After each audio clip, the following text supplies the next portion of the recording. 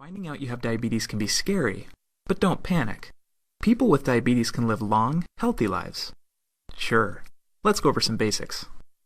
This is diabetes. Made simple. When we eat, food travels to the stomach. Food is made up of three basic nutrients: carbohydrates, proteins, and fats. During digestion, carbohydrates are broken down into sugar, otherwise known as glucose.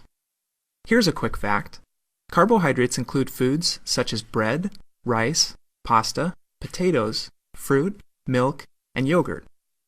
In a normal digestive process, sugar travels from the stomach, through the bloodstream, to your body's muscle and fat cells. However, sugar can't enter these cells without the help of a special hormone called insulin, which is produced by the pancreas. Insulin acts like a key, unlocking the doors to the muscle and fat cells and allowing the sugar to enter. The cells then use this sugar as fuel to provide energy for the body. When this process is functioning properly, sugar entering the bloodstream from the stomach is able to exit the bloodstream at the muscle and fat cells. In this manner, the body is able to regulate the concentration of sugar in the bloodstream. Now let's see what happens in a person with diabetes. Sugar enters the bloodstream, but one of two things happens. Either the pancreas does not produce a sufficient quantity of insulin to match the sugar entering the bloodstream, or the body cells do not respond to the insulin that the body is producing. In both cases, the result is the same. Cell doors remain closed, causing sugar to get backed up in the bloodstream. As a result, blood sugar levels rise. This creates several problems. Because sugars are not able to enter your body's cells, your body is not getting the fuel it needs. As a result, you may feel tired or fatigued. Your body may try to dilute the excess sugar in the bloodstream by pulling fluid out of your cells. This can leave you feeling dehydrated and thirsty. Most importantly, over time, exposure to high blood sugar levels can cause damage to vital organs connected to the bloodstream, such as your eyes, kidneys, nerves, and heart.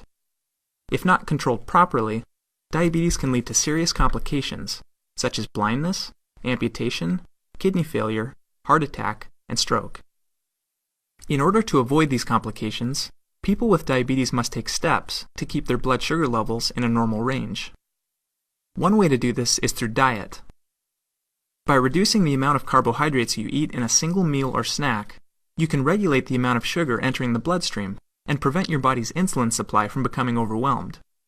This may mean limiting high-sugar foods such as cake, pie, candy, and soda. You know which ones.